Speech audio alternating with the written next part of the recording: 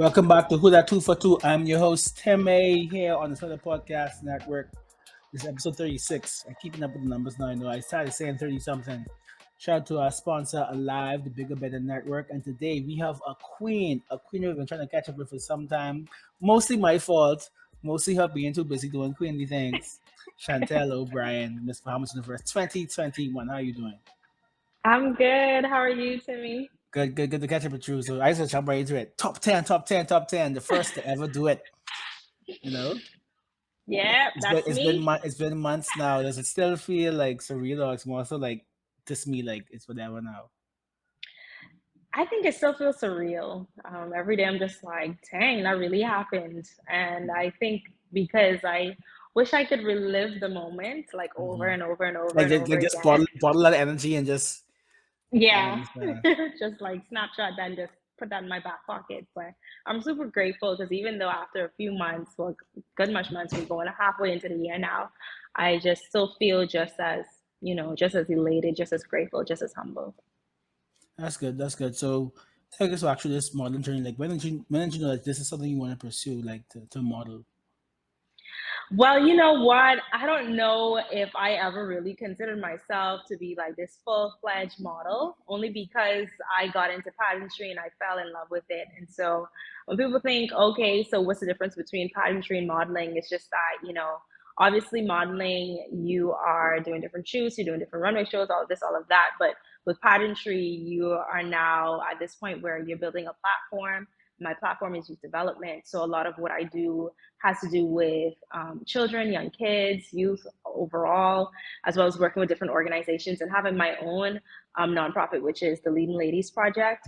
And Right. so I found that pageantry just helped me to be able to learn so much more about myself when it came to interviewing and being able to stand in front of, hundreds, thousands, millions of people and just be able to be myself and be comfortable and confident. So, 2013 was when I got into pageantry, and ever since then, it's just been kind of like history told Basically, itself. so 9 years you're a veteran. You're about to be 10 years, a decade next year. Yeah, Does it feel like a decade? Do you feel like you've been? Has it been a long, or it feels like it's going by fast? I feel like it's gone by really fast, and I say that because it's just like, wow, I literally just decided to enter a competition. I decided to enter the pageant really because of my platform, which was youth development, and it was for the actual Miss Bahamas Universe title. I wanted to go to Miss Universe in 2013, and I didn't win, so it's just kind of like a well, wow. So time is flying by, and I think Mm-hmm. that what makes it even more fulfilling is for the mere fact that I've been using it not just to build myself up, but I've just been using the opportunity to pour into other people, those who are interested in pageantry or just interested in personal development overall, just be able to pour what I know into them. And this isn't your first time because I met you. I think it had them in 2015 at Miss Bahamas. And I think, Hmm. and forgive me if I'm wrong. I think you came second first, then you won again. Or let me know if I wrong. What was your Miss Bahamas journey like? Your Miss World Bahamas, sorry. Sure. So people normally think, well, they think that I did three times for Miss World Bahamas, but I actually competed for Miss Universe Bahamas first. And I Right, didn't win that one. I placed first runner up, which is basically second for those who don't do pageant talk. right, And right. then the following year, I decided to go into the Miss World Bahamas system. And that year I placed second runner up, which is third Third, for those who do not do pageant talk. And then the following year, 2015, is when I won the Miss World Bahamas title. And third from time the then, I charm. third time's a charm. Well, I don't know. I mean, it But wasn't the second, same second title, time, so yeah. yeah. And so years just kind of went by. To be honest with you, just me building myself as an individual, as a brand, as a coach, and then just all the way around, just deciding to re-enter for the initial pageant that I had, sought out for. Oh, what led you to that? I mean, because I find some people might have been like just satisfied, like, okay, I won Miss World, I could ride off into the sunset. Like, what made you think of putting in go back, especially at the time where COVID, pandemic, these type of things, were in a different way. What made you go back and I guess as I say, circle the block? Definitely. I mean, I was very good at where I was at. After winning Miss World Bahamas, I was like, okay, cool. So now I can just focus on, every other thing that I have on my list to do. And so early last year, when I decided that I wanted to do it, it was really, I was mad because I was like, I mean, everybody already see me compete. Like, you know, we don't have that Mhm. culture where competing is normal. Like in the US and around the world, competing is like you were competing. It's a sport. You know, Right, people right. see it as an actual sport. But here it's just like, oh, you're doing a pageant again. You don't want to And get. yeah, exactly. But I really hope that we can get past that.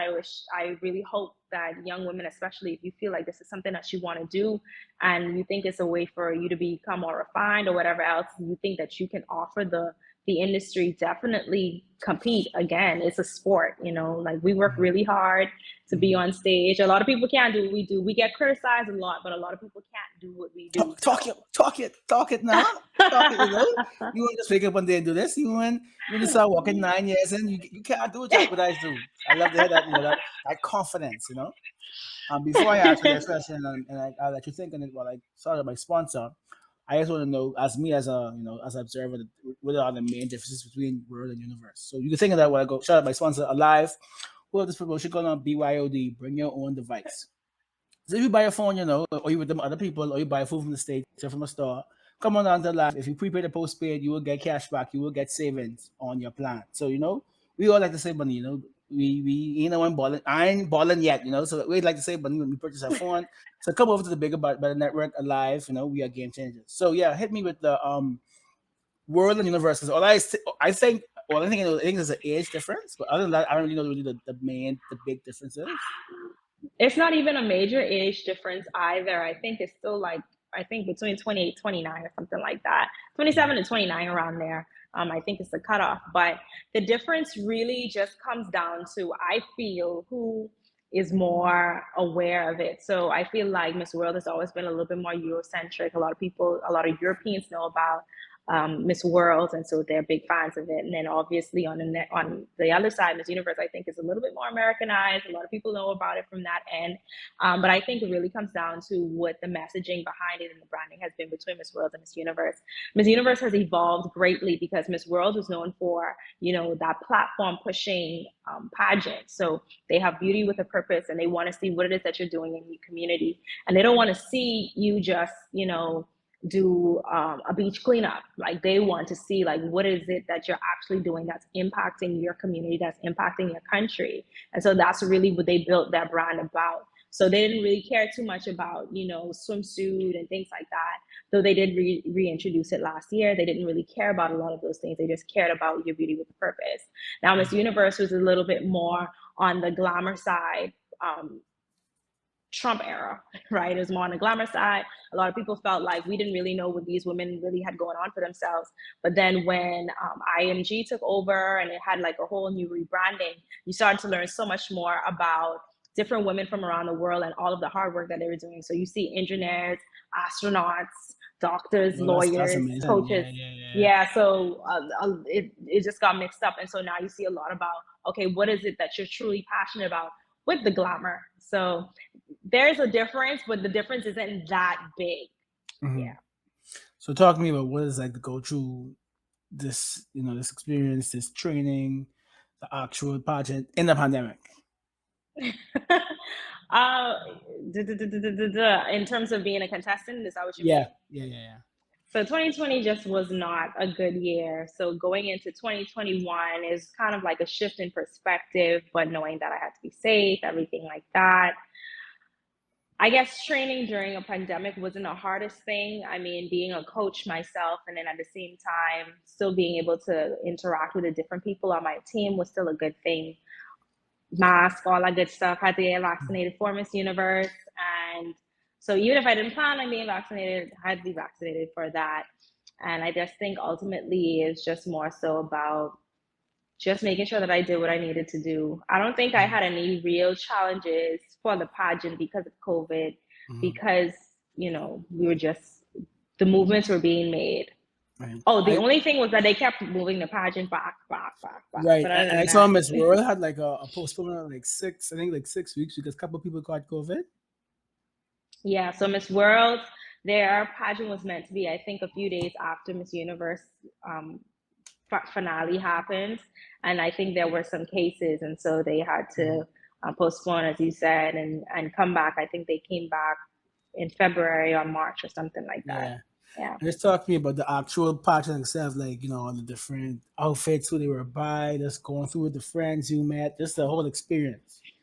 Oh man, I wish I had just like had my full list, but I was really fortunate to have different people. For example, April Jasmine, who owns the curated closet that's on Shirley Street. She was one of the first people that kind of jumped on board to be able to support me throughout this journey. I would just go in there and just like walk around in her in her studio, and she wouldn't mind it Mm-hmm. at all, and just making sure that I was dressed and was ready. And so I was able to wear some pieces from her, as well as be able to wear some pieces from LSD Couture, Shop LSD Couture. So she makes clothes, but she also sells them. So she has like a really great variety. Um, uh, so many names, and I listen. I'm about to start, and trust me, pretty Yeah, persuasion. Listen, I because don't once get you you wrong. start, Yeah, once you child, start, I watch her who that, and she forget about me, child. Yeah, I ain't go. no, Pretty Persuasion definitely was such a great help because a lot of what I had on was Pretty Persuasion, but I had international help as well. Ashley Loren, who is based in Maine, she jumped on board. I literally had a $32,000 wardrobe from her. Like, so a lot of Wow, what I that's people's wore salary. every day. That's people's salary.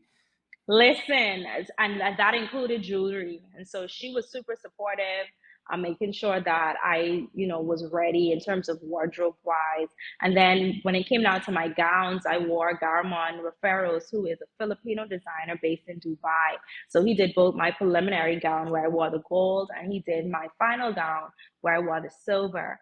And so I had a lot of support. I had to stay clutched. It was a lot of support, and I'm forgetting names, and I just want them to know, please, I ain't doing this on purpose. It's been a I long didn't day, I didn't Nassau, expect to see I on didn't expect purpose. to me to ask me that, but also too, a lot of those looks came together because Navato, he styles me, Navato Dawkins. He does everything. He does photography, he does styling, he's a designer, he does literally he's all of that. So a Mm-hmm. lot of the looks that you were able to see was because like he was able to like put them together. So we were at Miss Universe up 12 o'clock, 2 o'clock in the morning, like finalizing what I'd wear the very next day. And so I made a lot of friends there. I didn't have a roommate, which was kind of crazy because normally you have a roommate. And Right, right. I don't think I was the only person. I think another girl didn't have a roommate too. I don't know what the dynamics were, but I Was didn't have a it was roommate. the reason why you didn't put you together, or? I don't know. I don't know Uh, what the reason. If there was a reason, I don't know what it is. But I was okay with that. I'm an only child, so I'm okay with my space, and yeah, I think that was a good thing because there were some times I used to be freaking out in the room, so I just needed to be by yeah. myself anyway. So that was a good thing. I'm talking about coming home because once you come home, I can't stop seeing you.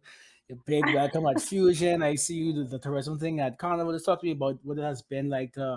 This outpouring of support and the support I see you giving back to the country. Yeah, listen, I didn't expect this. I did not expect the support that I got. I think like it wasn't like after the fact I realized like it was like a conference that was live. Like I Yeah. just thought everybody was just there and the cameras were there and it was just like, okay. So I didn't realize that people were just so excited like that they wanted to share and like what I Listen to me. felt was such a We was great on news. Twitter, right? We was like, okay, top 20, top 20, top 10. Like, it was a big thing. Like literally the whole time I was like top 10, top 10, top 10. So amazing. So like you had people like we live watch like sports and award shows. We were live watching and just saying, okay, okay. This no, you had to bend there. You had to bend there. Listen, I That kind of was a wish I moment in did see the history. reactions because Yeah. I'm not gonna lie to you. After they called top 10, no, after they called top five and I was in top five, I was hot. I turned around, I was like, Mm-hmm. man, and I was like so sad. All the islands come on you. I was so sad. I was like, oh my goodness, like it was so close, so close. So even when I got reached out to by Theodore for the interview, I was like, I don't know what interview about me for. I thought I was gonna go further than that, you know. But Mm-mm-mm. it is a big deal, you know. It is a big deal because you're there, and it's a mental thing because you're around really beautiful and capable women. So these aren't just women who just picked up one day and decided that they wanted to do a pageant. A lot of them, they've been training for things like this from they were very, very young. And, you're there and you have to continue to be self aware, have a self confidence about you. and still be able to carry yourself the way that you want to. So coming back home, I think I'm just still on that same kind of playing field as if I was like, for example, if the universe was happening again tomorrow, I could go tomorrow type of Right. thing. And I think I had that Stay on your pressure. toes. Yeah, I think I had that same pressure even when I was crowned in October because it was like right there in December. So I needed to like get prepared really quickly. So literally for the last part of last year, the last 6 months of last year, I've been in competition mode. So it was until I got back home and it was like, okay, now I can focus on things that I love, like my advocacy and youth development and things like Right. that. So you're talking about how it's a sport and training. So for the uneducated, what exactly does one do to train to be in a pageant? Yeah, you know what? I think it's all about being able to put your best foot forward. Ultimately, obviously, you want to be in shape. And there's so many different pageants. First of all, if you're not into pageants, there are literally thousands of pageants that cater to different women. So a lot of times I hear people say, oh, I would do a pageant, but I'm too short. Oh, I do a Mm. pageant, but I'm too this, I'm too that. There's literally different pageants that cater to different women, even married women as well. So if you're married and you're like, oh, I always wanted to do one, you can still do one. So when it comes to pageantry, you want to be in shape. You want to be able to carry out an interview. People ask you some crazy things on the So fly, being plenty able to media, think media about that training for answer right sure. away.